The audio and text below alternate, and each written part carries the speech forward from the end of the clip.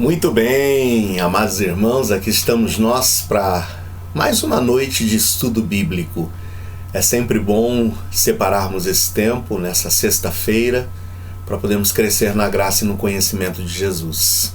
Melhor ainda é saber que não estou aqui sozinho e que tenho você aqui comigo, fazendo companhia, abrindo a Bíblia, buscando na palavra de Deus o discernimento e o conhecimento. Então vamos orar para que Deus nos dirija durante esse tempo de estudo bíblico, que Ele fale profundamente aos nossos corações mais uma vez nesta noite. Pai, agradecemos-te por todas as bênçãos recebidas de tuas mãos, por tua graça, por tua misericórdia, por teu amor e provisão. E agora rogamos que o Senhor nos dirija, Senhor, nesse tempo de estudo bíblico. É a oração que fazemos em nome de Jesus. Amém. Muito bem, quero começar com um cântico e te convidar a louvar comigo, tá bom? É um cântico conhecido que diz que Jesus, em tua presença, nós estamos aqui reunidos mais uma vez. Louvemos ao Senhor.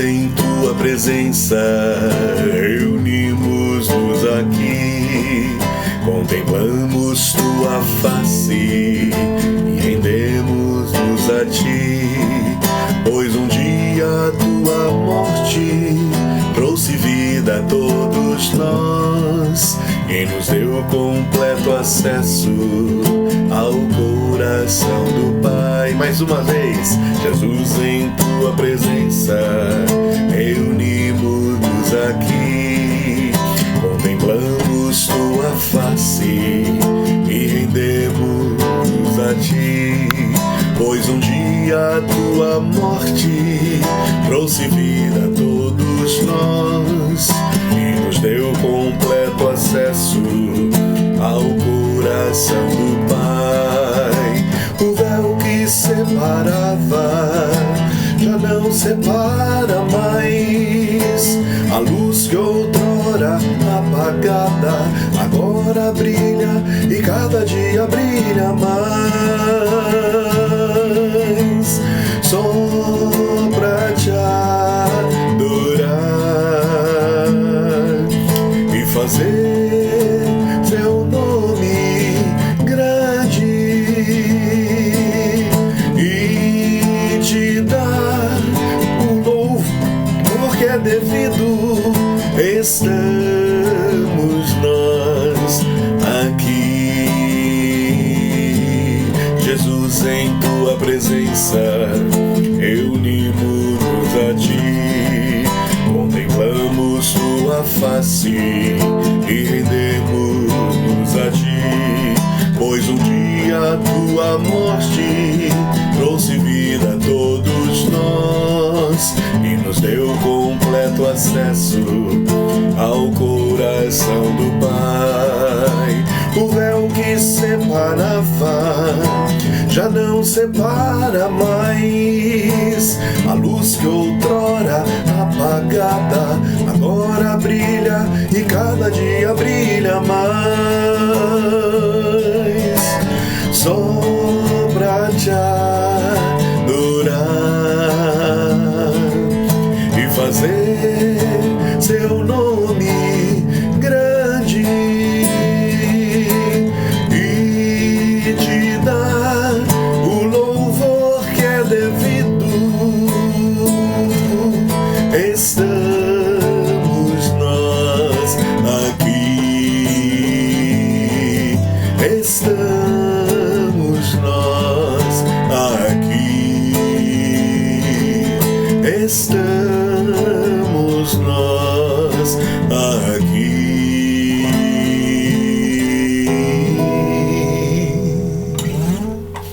Amém. Louvado seja Deus. Estamos nós aqui. Bom, nós estamos estudando nas sextas-feiras esse tema que nós passamos a abordar de panorama bíblico. Deixa eu colocar aqui os slides para que você possa acompanhar juntamente conosco. Um panorama bíblico. A proposta desse tempo de estudo é nós viajarmos pela palavra de Deus de Gênesis a Apocalipse e conseguimos compreender um pouco como que se manifesta a graça de Deus no decorrer da história, provendo ao homem a possibilidade da salvação. É incrível como nós observamos a graça de Deus sendo manifestada durante todo o decorrer da história. Dois são os ingredientes: a graça de Deus manifestada aos homens e a fé por parte dos homens requerida por Deus. Sem fé é impossível agradar a Deus. O justo sempre foi e sempre será justificado pela fé. É a graça de Deus e a fé por parte dos homens. Os dois ingredientes necessários para a salvação. Bem, o que nós já aprendemos? Olhamos aqui, deixa eu colocar aqui de novo o slide. Isso. O que nós observamos? Nós observamos que quando olhamos para o livro de Apocalipse, que aponta lá para o futuro mais longínquo possível que nós pudéssemos imaginar dentro da eternidade, e já vimos o significado da eternidade. Deus é o Senhor do tempo. Deus não está limitado por tempo, nem pelo passado, nem pelo presente, nem tampouco pelo futuro.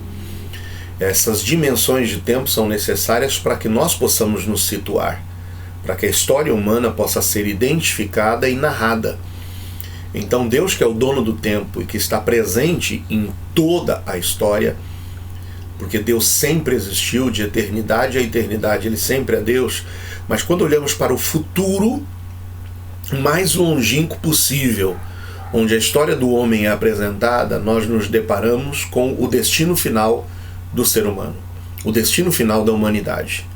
Nós vimos que há um livro, que é chamado Livro da Vida do Cordeiro, o livro de Jesus Cristo, o Cordeiro é Jesus, onde lá está descrito quem são os que herdarão um novo céu e nova terra. Esse é o destino final dos salvos.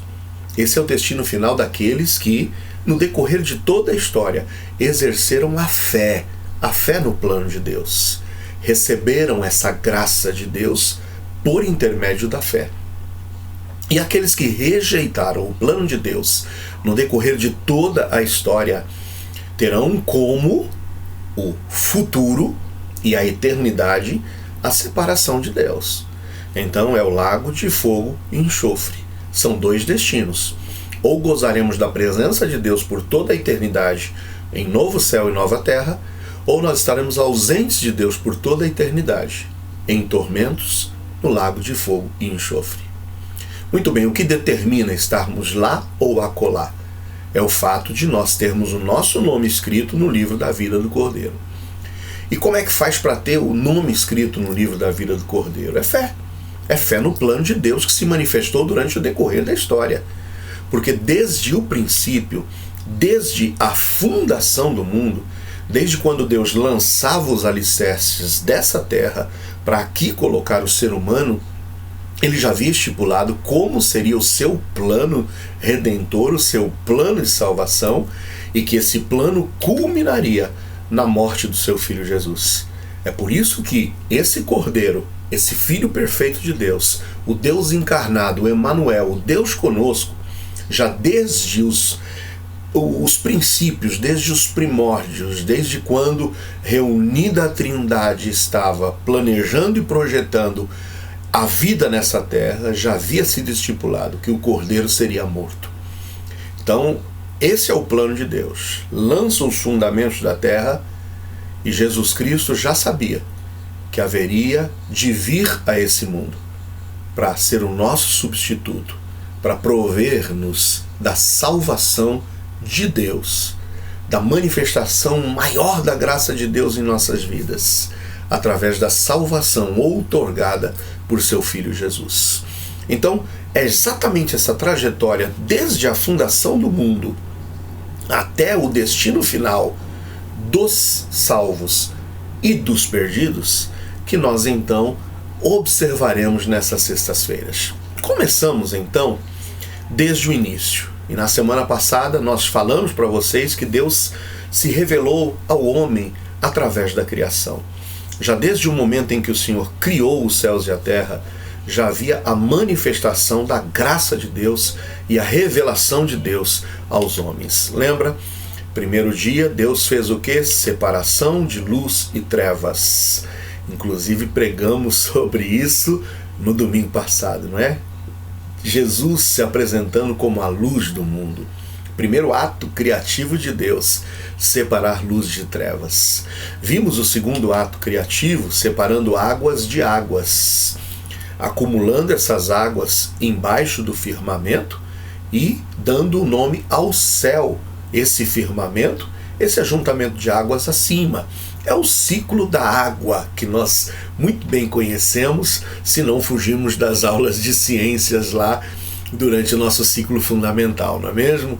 A água está embaixo, se evapora, se acumula nas nuvens e depois se precipita quando se condensa mais uma vez, formando o ciclo das águas.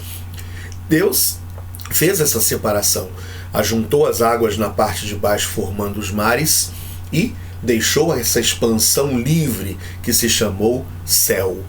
No terceiro dia, o Senhor fez surgir nos mares, no ajuntamento das águas, uma porção seca. E essa porção seca, Deus deu o nome de terra. E nessa terra plantou toda sorte de vegetais, árvores frutíferas e todo o reino vegetal. Quarto dia, o Senhor vem agora organizando o que ele havia já criado nos 3 primeiros dias, lembra? Uma sequência lógica. Bom, primeiro dia eu tinha feito separação entre luz e trevas, então se faz necessário agora colocarmos governantes para o dia e para a noite. Quem seriam esses governantes? O Senhor então criou o sol para governar o dia, a luz, e a lua para governar a noite. A lua reflete a luz do sol, né? E passam a ser então os reis, como assim poderíamos dizer, do dia e da noite. E aí o que a gente vai ter no quinto dia? Quinto dia, bom, o que o Senhor tinha feito no segundo dia depois? Separado águas de águas, né? Formado o céu, a expansão celeste e os mares abaixo. Então vamos fazer o seguinte, vamos povoar agora tanto os céus, criando as aves, como os mares, criando os peixes. E vem o sexto dia. O que o Senhor tinha feito no terceiro dia? Tinha feito surgir a porção seca. E tinha plantado nessa porção seca toda sorte de vegetais. Então está na hora agora da gente povoar a porção seca. Então o Senhor cria os animais e cria o homem e a mulher. Então a graça de Deus vai sendo manifestada durante a criação. Uma criação planejada, uma criação ordenada, uma criação que, sem sombra de dúvidas, exigiria a inteligência de um ser superior, e nós sabemos que esse ser superior é o nosso Deus. A partir daí, nós, na semana passada, olhamos para alguns textos bíblicos, em que essa graça de Deus, esse poder de Deus é manifestado através das coisas criadas. Em Salmos 19:1 está escrito que os céus declaram a glória de Deus e o firmamento anuncia a obra das suas mãos. Quando olhamos para o firmamento, quando olhamos para o céu, quando olhamos para os mares, quando olhamos para a natureza, nós conseguimos enxergar a assinatura de Deus, a assinatura do grande artista, a assinatura do pintor. Deus, o Criador que manifestou-se através da criação. Essa é a primeira grande revelação de Deus ao ser humano, através da criação. Romanos 1,19 diz que o que de Deus se pode conhecer, neles se manifesta, porque Deus lhe manifestou. Neles em quê? Neles, nessa criação, nesse organismo, nesse universo. Nisso tudo se pode ver Deus se manifestando, porque o versículo 20 diz que as suas coisas invisíveis, desde a criação do mundo, tanto o seu eterno poder como a sua divindade se entendem e claramente se veem pelas coisas que estão criadas, para que eles fiquem inexcusáveis, ou seja, indesculpáveis. Romanos 1:20. Através de tudo que foi criado, Deus provou o seu amor e o seu interesse pelo homem. E Deus procurou, a partir do momento que coloca o homem naquele jardim, que coloca o homem na terra que foi criada para que o homem pudesse usufruir e gozar dessa terra, Deus procurou, desde o início, poupar o homem do sofrimento, advertindo-o. E essa advertência está nos versículos 16 e 17 de Gênesis. Ordenou o Senhor Deus ao homem, dizendo: de toda árvore do jardim comerás livremente, mas da árvore do conhecimento do bem e do mal, dela não comerás. Por quê? Porque no dia em que dela comeres, certamente morrerás. Então o Senhor já advertiu: escuta, Adão, coma tudo que está aqui livremente, livremente. Pode comer de toda a árvore frutífera, de todo vegetal. Até certo ponto aqui a gente pode olhar que o homem seria um ser vegetariano, porque até aqui o Senhor coloca de árvore do jardim comer livremente, com exceção da árvore do conhecimento do bem e do mal. A gente não tem uma ordem explícita aqui ainda por parte de Deus para que o homem se alimentasse dos animais. Então, por enquanto, a gente está vendo aqui o homem se alimentando dos vegetais e das árvores frutíferas. Porém, o homem não confiou na palavra de Deus. O homem não confiou, não deu crédito à palavra de Deus, e com isso desobedeceu, dando origem ao pecado. Sabe, o que impede o homem de usufruir dessa graça salvadora de Deus é a falta de fé, é a falta de confiança, é a falta de crer que a palavra de Deus é verdadeira. Sempre foi e sempre será assim. Quem deu crédito à nossa pregação, lembra? Está lá em Isaías 53. Hoje as pessoas não dão crédito à palavra de Deus, não creem na palavra de Deus. E é isso que os impede de gozar e usufruir da graça redentora e salvadora de Deus. O que levou o homem ao pecado, a gente sempre fala o primeiro pecado do homem foi a desobediência. A desobediência foi uma consequência, porque o pecado maior do homem foi a falta de fé na palavra de Deus. O homem não confiou na palavra de Deus e é por isso que desobedeceu. Porque se o homem confiasse e soubesse a palavra de Deus é verdadeira, ele não desobedeceria. Ele não se sentiria tentado, seduzido a dar ouvidos à voz do inimigo. Eva primeiro dando ouvidos à voz do inimigo, oferecendo ao seu marido. Adão, de forma alguma, colocaria em xeque a palavra de Deus, mas ele seguiria adiante e obedeceria ao Senhor. Então a desobediência é uma consequência da falta da fé e da confiança de Adão na palavra de Deus. O pecado, então, proveniente dessa desobediência do homem, que teve como origem a falta de fé e de confiança na palavra de Deus, a dúvida na palavra de Deus, trouxe consequências para o ser humano. E nós sabemos quais foram as consequências. Mas a graça de Deus começa a se manifestar concomitantemente ao juízo. Porque o pecado trouxe consequências. Quando Deus diz algo, ele não volta atrás. Deus é imutável nos seus decretos. Ele jamais voltará atrás em sequer uma de suas palavras. Mas, ao mesmo tempo em que o decreto e o juízo de Deus veio sobre a vida de Adão, concomitantemente, o Senhor também manifestou a sua graça ao homem. Então lembra? Deus criou o universo e Deus criou o homem. Colocou o homem ali no jardim do Éden e lhe deu uma ordem. Lhe expressou qual era o propósito. Eu quero que vocês tenham vida e vida abundante. Vocês vão crescer, vocês vão se multiplicar, vocês vão encher essa terra.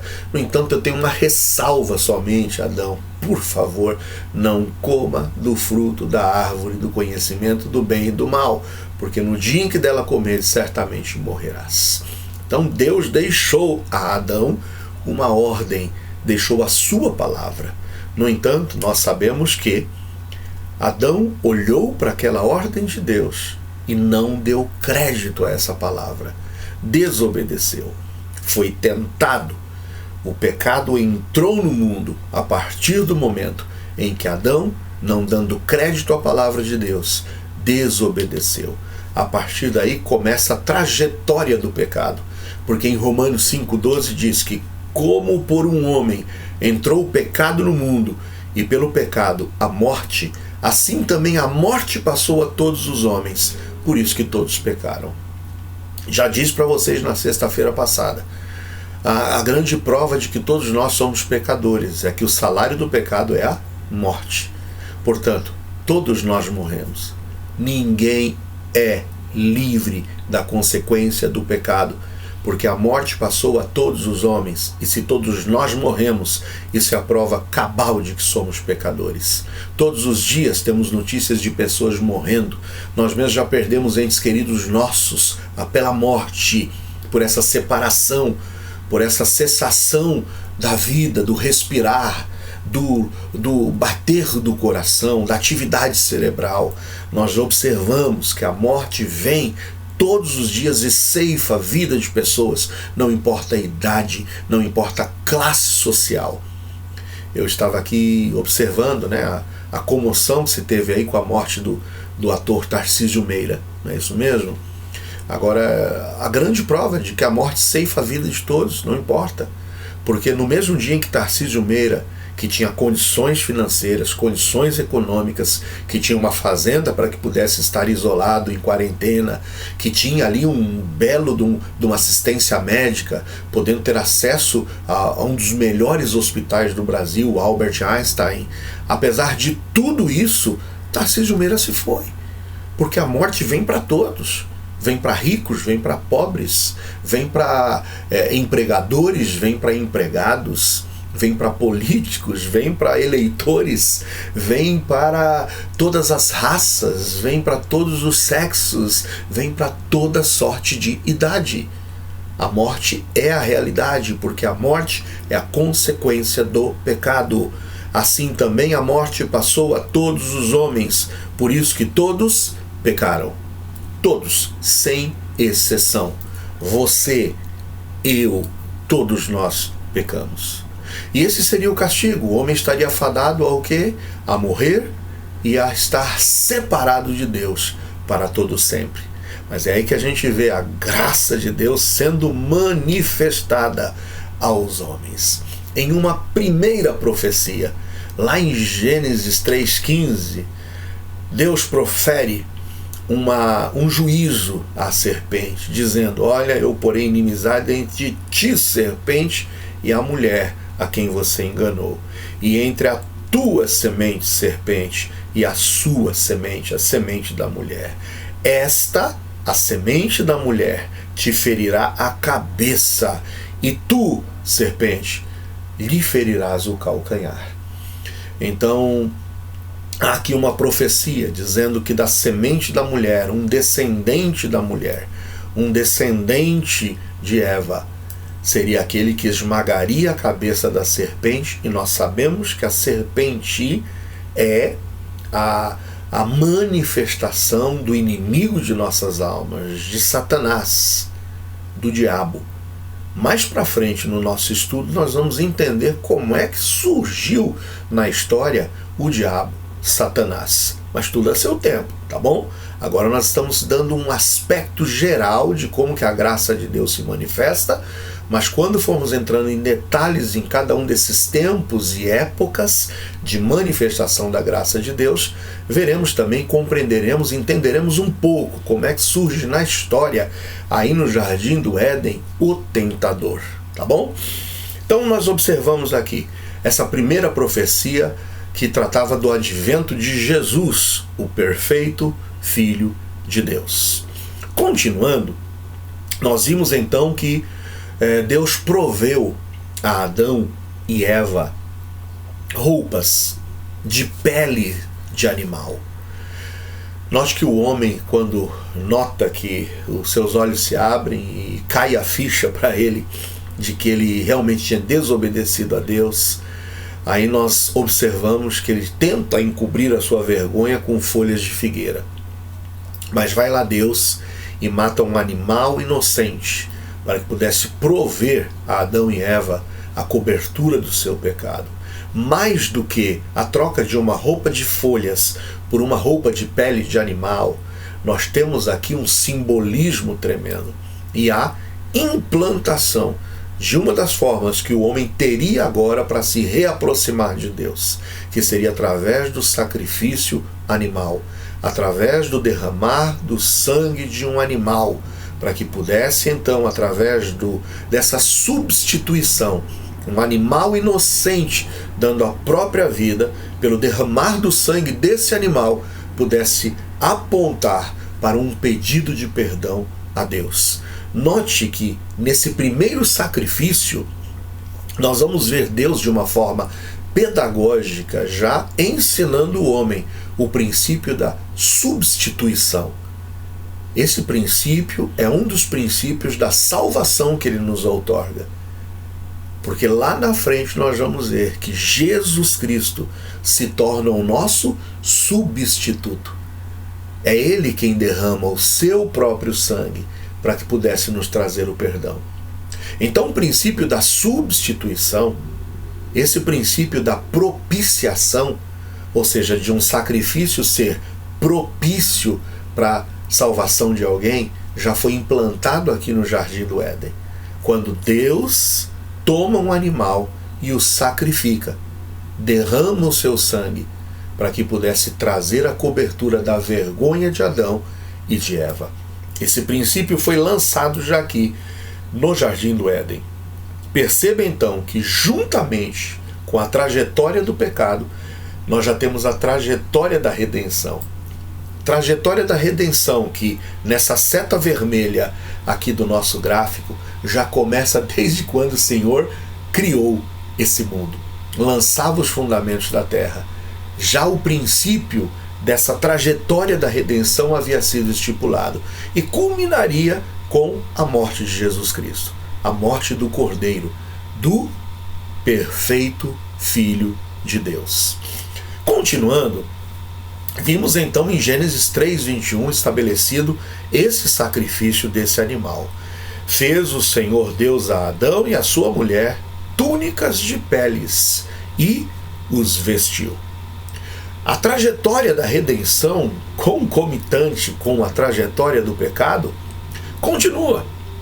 Quando nós observamos aqui Adão instruindo seus filhos. Adão, depois de sair do jardim, de ser expulso, de sofrer o juízo, ele iria estar sujeito agora à morte, teria que trabalhar, perdeu a comunhão com Deus e teria que agora com o suor do seu rosto ganhar o seu pão de cada dia, não mais agora colhendo frutas perfeitas, mas tendo que ver que muitas vezes ia colher um fruto e o fruto estava bichado, não somente ali tentando arrancar um vegetal da terra, mas percebendo que agora tinha espinhos ali, abrolhos, ele teria que com muito mais trabalho agora, cuidar, arar essa terra, plantar, semear. Então nós vemos aqui agora que o pecado trouxe consequências para o ser humano. Mas Adão e Eva tiveram seus filhos, tiveram muitos filhos, mas a Bíblia dá ênfase no capítulo 4 a 2 filhos. A ênfase nesse capítulo 4 é falar sobre Caim e Abel. Não que só existissem esses 2 filhos, eles tiveram muitos filhos. Note que Adão viveu mais de 900 anos. Então, muitos filhos Adão teve. No entanto, a ênfase do capítulo 4 é apresentar que teve ali os 2 filhos, Caim e Abel, que vão ter um entrave, vão ter ali um certo conflito que vai trazer para nós uma ideia de como a entrada do pecado no mundo e na vida do ser humano trouxe tragédia, trouxe caos, trouxe corrupção e trouxe maldade. Embora Caim e Abel tenham sido instruídos por Adão e Eva da necessidade de oferecimento a Deus de sacrifícios de um animal, nós vemos que Caim tenta passar por cima do princípio estabelecido por Deus. Ele quer, ele mesmo, idealizar o que ele queria ofertar a Deus. Ele traz a sua oferta do fruto da terra, enquanto Abel traz a sua oferta, um animal do seu rebanho. E nós vemos ali que isso causa uma inveja por parte de Caim para com Abel, porque Deus atentou para a oferta de Abel, mas não atentou para a oferta de Caim. E isso fez com que Caim começasse a maquinar a morte do seu próprio irmão.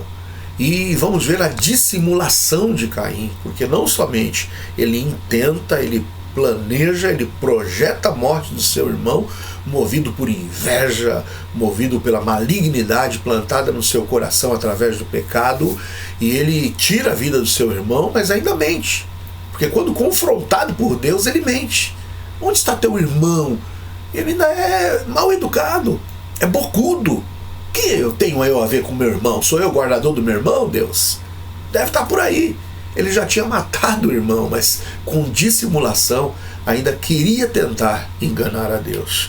Então nós vemos, Caim tira a vida de Abel. Gênesis 4:25 diz que Deus me deu outro filho em lugar de Abel, porquanto Caim o matou. Então se começou a invocar o nome do Senhor.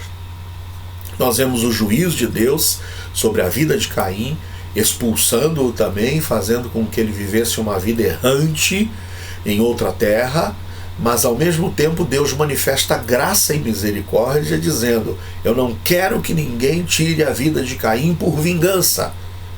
E Deus procura preservar a vida de Caim. E é nisso que a gente vê a graça de Deus, dando a ele uma forma de ser identificado. Por onde ele andava, as pessoas sabiam: nós não podemos nos vingar de Caim. Por pior que tenha sido o seu ato, Deus deu uma ordem. Deus queria estabelecer que a vingança não deveria ser algo que pudesse ser alimentado em nosso coração. Por quê? Porque a vingança pertence a Deus, a justiça pertence a Deus. Então a vingança deveria ser banida do coração dos seres humanos. Através de quê? Através do atentar para uma ordem de Deus. E com a morte de Abel, nós vemos aqui que nasceu um outro filho de Adão. E o próximo filho agora seria aquele filho por meio de quem, Sete, seria o filho por meio de quem novamente voltaria a ter uma geração de adoradores vindo da família de Adão. Abel, que era um verdadeiro adorador, era alguém temente a Deus, disposto a oferecer a Deus os sacrifícios e as ofertas que poderiam agradar a Deus, foi ceifado a sua vida pelo seu irmão Caim, mas Deus proveu um outro filho, descendente de Adão, Sete. E aqui nos diz algo interessante: se começou a invocar o nome do Senhor a partir novamente da geração e da vida de Sete. Em Gênesis 6:4-7, nós vemos que a malignidade novamente toma conta do ser humano. E viu o Senhor que a maldade do homem se multiplicara sobre a terra, e que toda a imaginação dos pensamentos do seu coração era só má continuamente. Nós vemos que Deus então coloca um ponto final àquela geração iníqua, corrupta do tempo de Noé. Disse o Senhor: destruirei o homem que criei de sobre a face da terra, desde o homem até o animal, até o réptil e até as aves dos céus. Mas veja que a graça de Deus se manifesta, porque a graça de Deus sempre está presente na história do ser humano. Ao mesmo tempo que Deus traz juízo, Deus manifesta e provê a graça salvadora. E a graça de Deus se manifesta na construção da arca. Quando escolhe Noé e diz: Noé, olha, proclame, anuncie aos homens que eu trarei juízo. mas dê aos homens a possibilidade de fazerem uma escolha, de poderem ter acesso a essa graça que eu estou manifestando, a essa salvação. Todo aquele que não quiser ter a sua vida ceifada, que não quiser morrer durante o juízo que eu trarei através do dilúvio, deve entrar na arca. E faça uma arca grande o suficiente para que muitas pessoas possam entrar. No entanto, o que ocorre? Noé prega. E a Bíblia diz que 120 anos é o prazo que o Senhor Deus deu para que não tivesse mais essa contenda entre o Espírito de Deus e o homem. Então, 120 anos, prega. E ele pregou. E, no entanto, o que ocorre? Ninguém atentou à mensagem da graça de Deus manifestada por Noé. Mas a graça de Deus estava lá, como está hoje em nossos dias também. Quando a paciência e a longanimidade de Deus se estende, dando oportunidade a que os homens em todos os lugares se arrependam de seus pecados e possam ter acesso à salvação, que hoje nós sabemos vem através do perfeito Filho de Deus, do Cordeiro, que já havia sido estipulado que morreria desde a fundação do mundo. Mas a trajetória continua. Chegamos depois do dilúvio, quando o homem novamente recebe da parte de Deus uma orientação. Vão agora, façam o bem, olha, deixem de ser maus, e eu gostaria que vocês se espalhassem, povoassem essa terra com esse conhecimento de Deus agora. O conhecimento, meus amados irmãos, que o homem já tinha, de que Deus, quando promete algo, ele cumpre. E a promessa de Deus pode ser tanto para a bênção, como também para a maldição, para o juízo. Mas quando Deus diz, trarei juízo, nós temos que dar crédito e saber que Ele trará. E com toda já essa sequência, com toda essa história presente na vida do homem, porque todos esses relatos, irmãos, desde o que aconteceu com Adão e Eva, tá vendo? Pecaram, desobedeceram, juízo de Deus. Ah, mas depois veio Caim, juízo de Deus. Ah, dilúvio, juízo de Deus. Mas o que o homem faz? Desobedece deliberadamente a Deus. Quando Deus fala, espalhem-se e espalhe essa mensagem a todo mundo, eles dizem, vamos espalhar coisa nenhuma, a gente vai se juntar aqui e vamos construir uma torre o mais alto possível para tocar o cume dessa torre no céu e a gente poder dizer para Deus, olha, quem manda aqui somos nós e não o Senhor. O homem desafia a Deus. E eis então que vem a confusão das línguas. O homem é espalhado. Aí vem então o chamado de Deus na vida de um homem chamado Abraão. Abraão, eu vou fazer de você uma grande nação. Abraão, seja temente a mim. Eu vou te prover de um filho. E desse seu filho eu vou criar uma nação. E eu espero que essa nação, escolhida desde você, Abraão, possa ser uma geração temente a Deus, que através dessa sua descendência e dessa nação que virá do seu ventre, de você, Abraão, nós possamos ver todas as famílias e todas as nações da terra sendo abençoadas.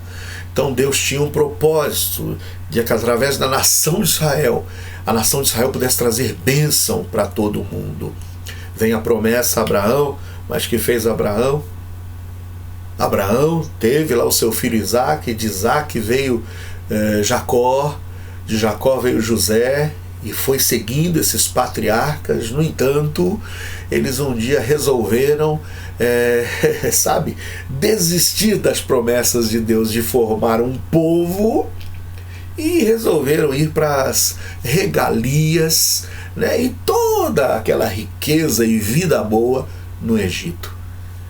E a nação que deveria estar sendo formada para abençoar vidas resolveu dar uma estacionada e aproveitar as guloseimas e a vida tranquila e boa e sossegada no Egito. Lá veio o juízo de Deus, veio o juízo com a escravidão. 430 anos a nação esteve lá escravizada. Mas como a gente vê os altos e baixos do homem, quando o homem desobedece, recebe juízo, mas Deus provê a graça para que possa restaurar o homem desobedece e vem juízo, Deus manifesta a graça para restaurar o homem, vem lá, novamente a desobediência, o distanciamento e o juízo. Nós sempre vemos o juízo e a graça de Deus sendo manifestadas. Aí mais uma vez, depois de 430 anos de escravidão no Egito, o Senhor provê um libertador. Deus levanta Moisés, e através de Moisés vem a libertação da nação de Israel da escravidão no Egito. Mas antes dessa libertação, Deus mais uma vez institui agora algo que o homem não deveria perder de vista desde os primórdios e desde o Éden. Lembra? O que o Senhor fez lá no Éden para que pudesse trazer o perdão a Adão, a cobrir a sua vergonha, o seu pecado. A morte de um animal para que pudesse prover, através do derramar do sangue desse animal, a cobertura da vergonha deles. Então, um animal morto, sangue derramado, para trazer a cobertura da vergonha e do pecado de Adão. E agora o Senhor, lá no Egito, estabelece o mesmo. Diz que, olha, vai ser a noite de salvação hoje, vai ser a noite da libertação de vocês hoje. Moisés anuncia a todos da casa de Israel que eles devem tomar um cordeiro, devem sacrificar esse cordeiro, devem pegar o sangue desse cordeiro, aspergir o sangue nos umbrais da porta, porque hoje eu trarei juízo sobre a terra do Egito. E onde o anjo da morte passar e ver a cobertura do sangue, ele passará direto, de largo, e não trará o juízo. O sangue na porta é o significado de que vocês creram na minha palavra, me obedeceram e estarão livres do juízo. É o estabelecimento da Páscoa do Senhor lá em pleno Egito. E o Senhor manifesta a sua graça e traz a libertação do povo lá do Egito. Tudo pelo princípio da substituição. Tudo pelo princípio da propiciação. De alguém tomando o lugar de outro para trazer o benefício. Para que o sacrifício e a morte de um inocente pudesse trazer o perdão e a graça a outro. Então aí estamos vendo toda essa trajetória de morte, trajetória de pecado, mas ao mesmo tempo trajetória de graça, trajetória de salvação, sempre manifestada por Deus. É aí que vem então a dádiva de Deus das leis. E Deus entrega a Moisés no alto do monte as 2 tábuas da lei, onde o homem deveria agora deliberadamente decidir. Vocês estão dispostos, depois de toda essa história, depois de tudo isso que vocês acompanharam, em continuarem, a partir de agora, fiéis à minha palavra? Estão dispostos a obedecerem à minha palavra? O povo a uma só voz disse: sim, conta com a gente. Nós estamos dispostos, sim, a te obedecer. E vem as leis. E a lei estabelecia que quando o homem pecasse, o homem deveria pedir perdão a Deus.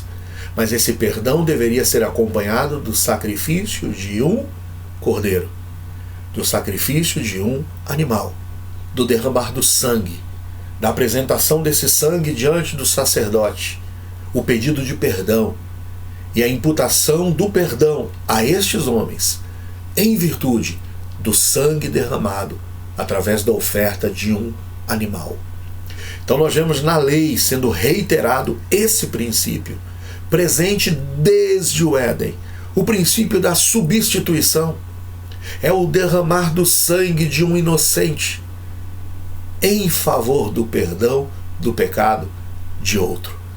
Esse é o princípio que nós vamos ver sendo pedagogicamente instituído, ensinado por Deus, desde os primórdios, até que de fato o Cordeiro dos Cordeiros, o perfeito Filho de Deus, o Deus encarnado, viesse para oferecer-se a si mesmo para trazer o perdão dos nossos pecados.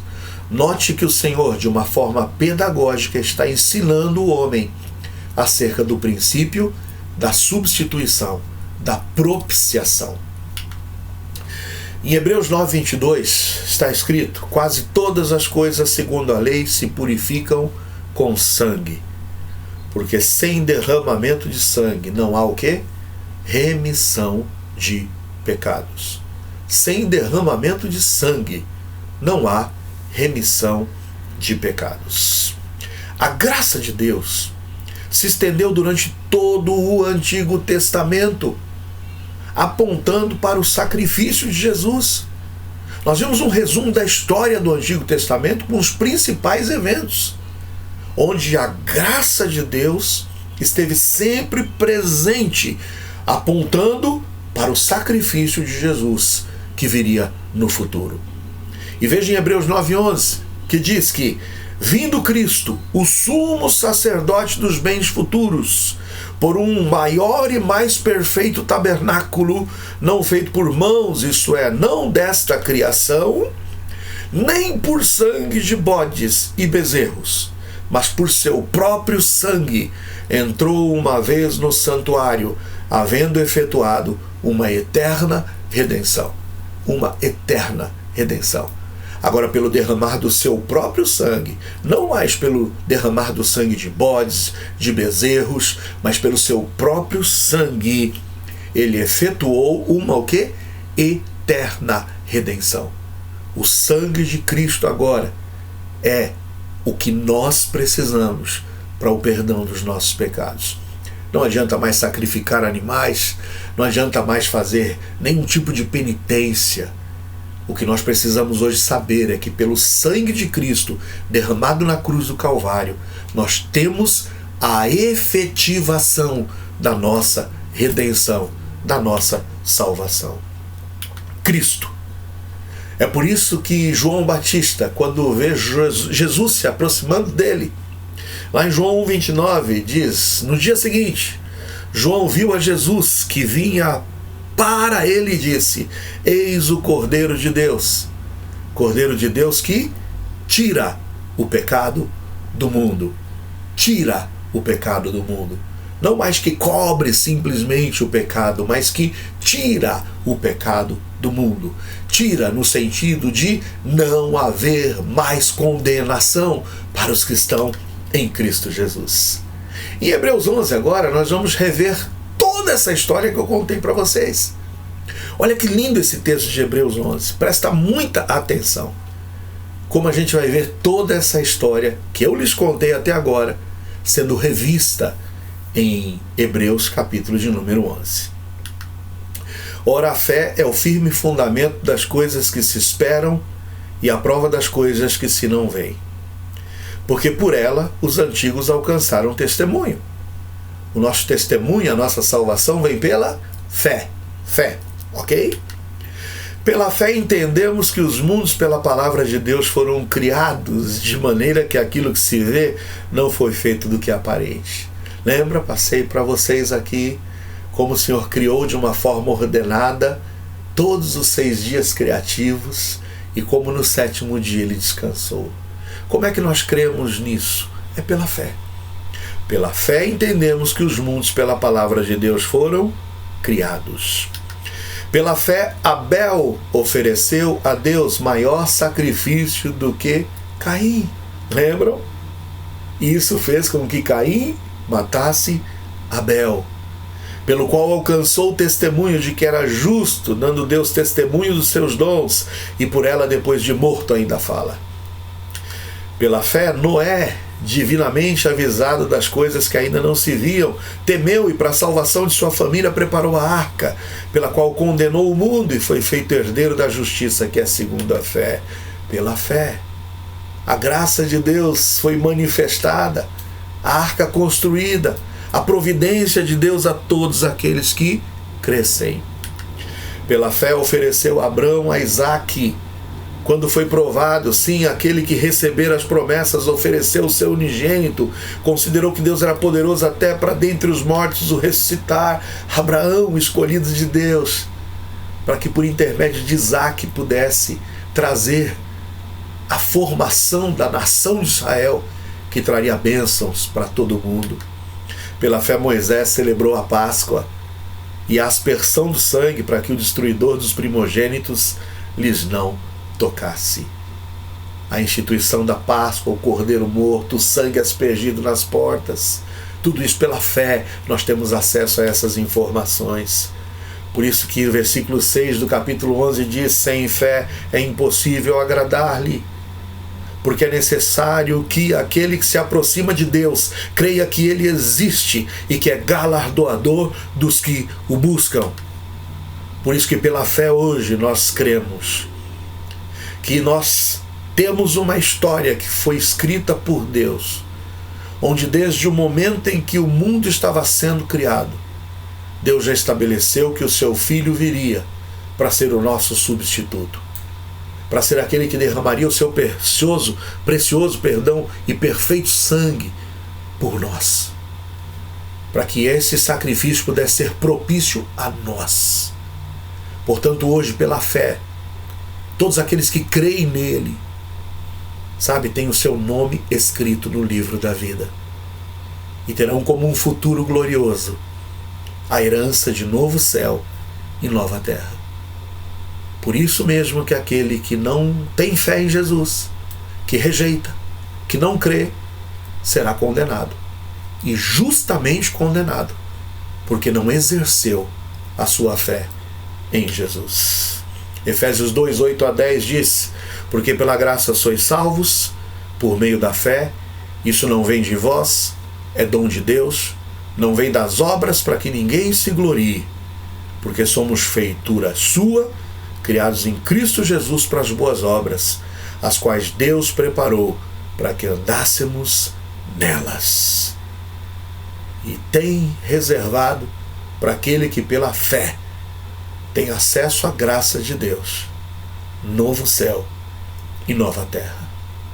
Se você ainda não creu em Jesus Cristo como seu Salvador, hoje pela fé, creia em todo esse relato que Hebreus 11 nos apresenta e entregue a sua vida a Jesus. Reconheça que é um pecador e renda-se aos pés de Cristo. Porque, da mesma forma que aqueles que pela fé têm acesso à graça redentora de Jesus, aqueles que rejeitarem esse presente, essa graça que é manifestada a todos nós, terá como futuro o lago de fogo e enxofre. Qual a sua decisão? A minha, eu já fiz. É por Jesus. Espero que essa também seja a sua decisão. Vamos orar? Pai, muito obrigado. Muito obrigado por tua graça manifestada no decorrer de toda a história. Muito obrigado por seu perdão. Muito obrigado, Senhor, por ter enviado seu Filho Jesus para ser o nosso Salvador, o nosso Redentor. Ó Deus, que aqueles que ainda não se decidiram por Jesus possam fazê-lo, mas que aqueles, ó Deus, que já se entregaram a Jesus, possam viver uma vida que te agrade. Uma vida, ó Deus, a cada dia crendo que não há nada melhor do que de fato vivermos uma vida aos teus pés, em obediência à tua palavra. É a nossa oração em nome de Jesus. Amém. Muito bem, terminamos aqui esse nosso período de estudos e quero te convidar a mais uma vez estar conosco nesse próximo domingo, tá bom? Próximo domingo nós teremos a celebração da Ceia do Senhor, quando a gente vai trazer à memória mais uma vez o sacrifício remidor e redentor de Jesus Cristo. Espero que você de fato esteja de uma forma consciente participando desse momento, sabendo que através da ceia a gente rememora exatamente esse sacrifício remidor, quando ele derramou seu precioso sangue para substituir-nos naquela cruz.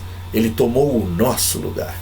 Te esperamos. Acredito que ainda tem alguma vaga, hein? Manda lá a tua inscrição para o telefone da Secretaria da Igreja, tá bom? Está aqui no nosso bem abaixo aqui da gente, ó, aqui o 4661-8492, manda lá uma mensagenzinha, dá uma sondada, vê se ainda tem alguma vaga para o culto domingo, e esteja conosco lá presencialmente, tá bom? Vamos encerrar cantando um cântico em louvor ao Senhor.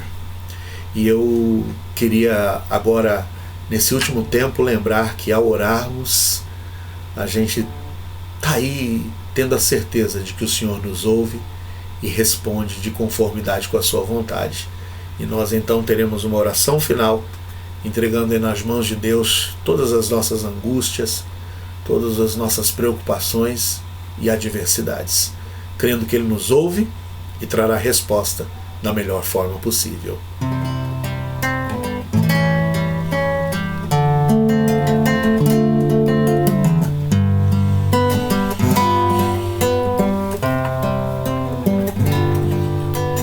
Ao orarmos, Senhor, vem encher-nos com teu amor, para o mundo agitado esquecer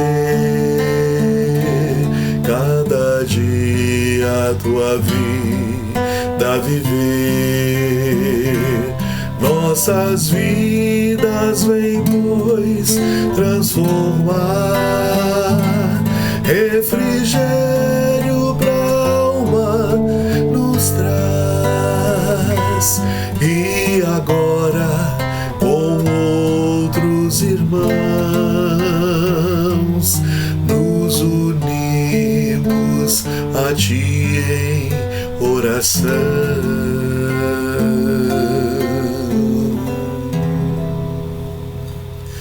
Pai, guarda-nos, porque em Ti nós confiamos.